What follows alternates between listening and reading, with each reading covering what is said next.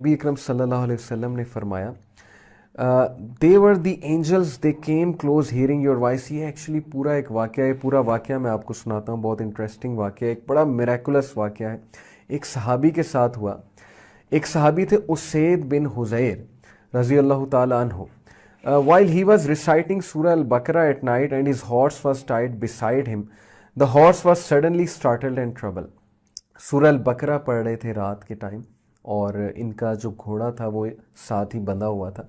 तो घोड़ा एकदम से स्टार्टल करने लग गया, ट्रबल करने लग गया, यानी हिलने लग गया घोड़ा एकदम से। When he stopped reciting, the horse became quiet। और जब इन्होंने पढ़ना छोड़ा तो घोड़ा खामोश हो गया। And when he started again the horse was started again. और जब उन्होंने दोबारा स्टार्ट किया तो घोड़ा दोबारा से एकदम जो है वो घबराने लग गया, स्टार्टल होने लग गया। सो he started reciting again and the horse was startled and troubled once again. Usaid रज़ियल्लाहु अन्हु said narrating the incident, कि उसैद रज़ियल्लाहु अन्हु ने नबी करीम सल्लल्लाहु अलैहि वसल्लम को कहा ये इंसिडेंट नरेट करते हुए, I was afraid lest it should trample my son Yahya. मुझे खौफ आ रहा था कि घोड़ा एकदम से इस तरह क्यों हकला रहा है, एकदम से क्यों हड़बड़ा रहा है, क्यों हिल रहा है इस तरह से, कहीं ऐसा ना हो कि ये मेरे बेटे याहिया को ट्रैम्पल कर दे। I stood near the horse and saw something like a canopy over my head. मैं घोड़े के करीब खड़ा हुआ और मैंने देखा कि मेरे सर के ऊपर एक कैनपी सी है, जैसे एक टेंट सा होता है, और what seem to be lamps in it, और इसके अंदर लैम्प्स थे, लाइट निकल रही थी, rising up in the sky till it disappeared. और ये राइज हो रही थी आसमानों में टिल इट डिसअपीयर्ड, कि ये वहाँ से फिर डिसअपीयर हो गई। The next morning Usaid inform the profit सल्लल्लाहु ऑफ द इंसिडेंट। तो ये सारा इंसिडेंट, सारा वाक़या उसैद रज़ियल्लाहु अन्हु ने नबी अकरम सल्लल्लाहु अलैहि वसल्लम को फरमाया। नबी अकरम सल्लल्लाहु अलैहि वसल्लम ने फरमाया, those were the angels who came near to you for your voice, and if you had kept on reciting till dawn, it would have remained there till morning, when people would have seen it as it would have not disappeared।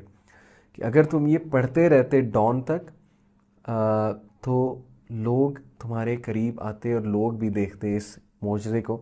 असल में ये angels थे जो वहाँ पर जमा हो गए थे और वो उनकी तिलावत सुनने आए थे, यानी सूरह अल बकरा की तिलावत विटनेस करने आए थे एंजल्स। दिस ऑल्सो शोज़ कि सूरह अल बकरा इज़ सो पावरफुल कि एंजल्स इसकी तिलावत विटनेस करने आते हैं, और वैसे भी एंजल्स सारे कुरान की तिलावत विटनेस करने आते हैं, बट दिस वाज समथिंग जो सहाबी ने खुद अपनी आंखों से विटनेस किया। एक और हदीस में आता है, द प्रॉफिट सल्लल्लाहु अलैहि वसल्लम सेड दैट शैतान flees from a house where सूरह अल बकरा इज़ रिसाइटेड। शैतान उस घर में एंटर भी नहीं होता जहाँ पर सूरह अल बकरा रिसाइट की जाती है। मैं पहले ही बता चुका हूँ। एक और हदीस में आता है, if somebody recited the last two verses of Surah Al-Baqarah at night, that will be sufficient for him। अगर कोई रात को सूरह अल-बकरा की आखिरी दो आयात पढ़ता है तो उसके लिए काफ़ी हो जाएंगे। ब्यूटीफुल हदीस। और आखिरी दो आयात में क्या ही फ़लसफ़ा है ज़िंदगी का। इंशाल्लाह मैं पूरी कोशिश करूँगा रमज़ान में मुकम्मल करें और आखिरी दो आयात की तरफ भी आएँ। साबित ये हुआ कि सूरह अल-बकरा, एक तो शयातीन और मैजिशियंस इससे बहुत घबराते हैं। जिस घर में सूरह अल-बकरा पढ़ी जाती है और शयातीन नहीं एंटर होते, वहाँ कोई बुरे असरात नहीं आते। मैजिशियंस के लिए मौत है। मैजिशियंस, काला जादू करने वाले, सूरह अल-बकरा से डरते हैं। फिर सूरह अल-बकरा क़यामत वाले दिन इंसान की सिफारिश भी करेगी। एक हदीस में आपको, बहुत लंबी हदीस है, मुस्नद अहमद की, छोटी करके सुनाता हूँ। नबी अकरम सल्लल्लाहु अलैहि वसल्लम ने फरमाया, learn Surah Al Baqarah and Aal Imran because they are two lights and they shade their people on the day of resurrection just as two clouds, two spaces of shade, और two lines of flying birds. The Quran will meet its companion in the shape of a pale-faced man on the day of resurrection when his grave is opened. The Quran will ask him, "Do you know me?" The man will say, "I do not know you."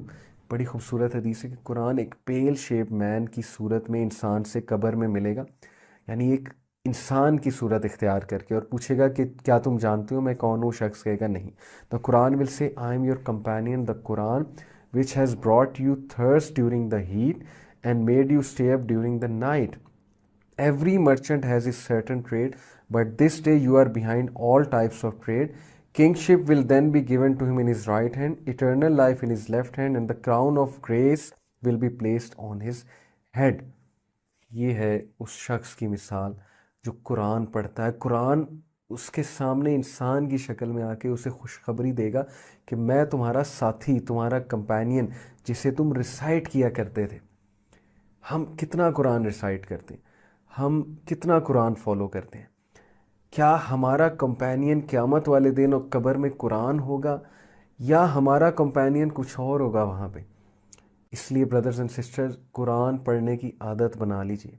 अगर आपको मेरी tip चाहिए तो हर नमाज के बाद, ना सिर्फ रमज़ान में बल्कि हर दिन, रमज़ान के बाद भी हर महीने, पूरा साल, मेरे से टिप ले लीजिए कि हर नमाज के बाद 10 आयाज़, 20 आयाज़, 30 आयाज़, जितनी आपकी इस्तिताअत है, हर नमाज के बाद पढ़ना शुरू कर दें। This will make your habit to read the Quran. आपको ऐसा सुकून मिलेगा, आपको ऐसी राहत मिलेगी, और आपका कुरान से ऐसा ताल्लुक़ कायम होगा कि Quran will be your companion, and on the day of judgement and in the grave it will say कि मैं तुम्हारा कंपेनियन हूँ। तो क्या आप नहीं चाहते कि कुरान आपका दोस्त हो, कुरान आपका कंपेनियन हो? एक और हदीस में आता है, ये हदीस है जी, ये भी मुस्नद अहमद की हदीस है। रीड द कुरान, कुरान पढ़ो, because it will intercede on behalf of its people on the day of resurrection. जैसे नबी अकरम सल्लल्लाहु अलैहि वसल्लम ने इस हदीस में कहा कि they will shade their people, their companions on the day of resurrection just as two clouds, two spaces of shade और two lines of flying birds. तो इस हदीस में भी यही है कि read the two lights, Al Baqarah and Al Imran, because they will come in the shape of two clouds, two shades or two lines of birds on the day of resurrection, and will argue on behalf of their people on that day. Argue करेंगी लोगों के behalf पे उस दिन, जिस दिन सिफारिश चाहिए, जिस दिन अल्लाह ताला की रहमत चाहिए सबको, जिस दिन जाहिर है कि सबको निजात चाहिए, सैल्वेशन चाहिए। तो उस दिन सूरह अल Baqarah and Surah Aal Imran, they will be acting as intercessors, सिफारिश करेंगी और दो लाइट्स की तरह एक्ट करेंगी। फिर नबी अकरम सल्लल्लाहु अलैहि वसल्लम ने फरमाया, रीड अल बकरा, सूरह अल बकरा पढ़ो, because in having it there is blessing and in ignoring there is a sorrow, and the sorceresses can not memorise it. जादूगर इससे डरते हैं, और सूरह अल बकरा पढ़ने में ब्लेसिंग है, रहमत है, खुशी है, हैप्पीनेस है, और सूरह अल बकरा इग्नोर करने में गम है, सौरो है। सुभान अल्लाह, ये भी मुस्नद अहमद की हदीस है। फिर एक और हदीस में आता है, नबी अकरम सल्लल्लाहु अलैहि वसल्लम ने फरमाया, अगेन इमाम अहमद ने नरेट की है ये हदीस, on the day of resurrection the Quran and its people who use to implement it will be brought forth preceded by Surah Al-Baqarah and Al Imran. They will be preceded by Surah Al-Baqarah and Surah Al Imran, and they will be brought forth, ताकि उनको honour दिया जाए, उन लोग को जिन्होंने सूरह अल-बकरा और सूरह आल इमरान जो है वो पढ़ी। सो विदाउट फर्दर डिले हम इंशाल्लाह सूरह अल-बकरा का आगाज़ करते हैं। और आगाज़ करने से पहले मैं बताता चलूँ कि सूरह अल-बकरा से पहले जो पावरफुल तरीन सूरह यानी सूरह फातिहा है, उम्मुल किताब जिसे कहते हैं, which is the mother of the book, Ummul Kitab, Surah Al Imran, Surah Fatiha, sorry, and Surah Al Baqarah is the hump of the Quran. It is the peak of the Quran.